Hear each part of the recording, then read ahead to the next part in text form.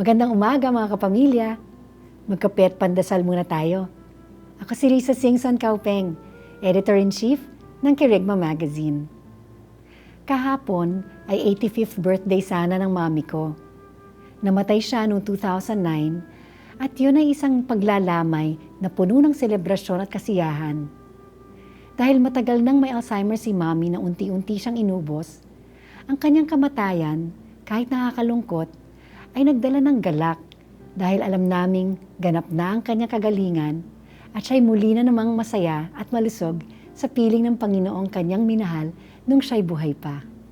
Kahit ilang taon nang nakalipas na siya'y sumakabilang buhay, ramdam ko pa rin ang kanyang presensya at pagdarasal.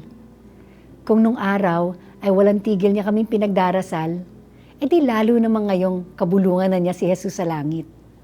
Tunay na hindi katapusan ng kamatayan. Ito ay isang pasukan lamang patungo sa buhay na walang hanggan.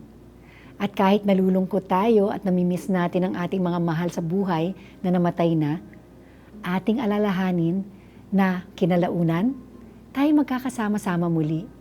At kapag nangyari yon, di masusukat ang ating galak. Tayo manalangin. Jesus, naway mabuhay ako sa paraang makakarating ako sa langit kapag tapos na ang oras ko dito sa lupa. Amen.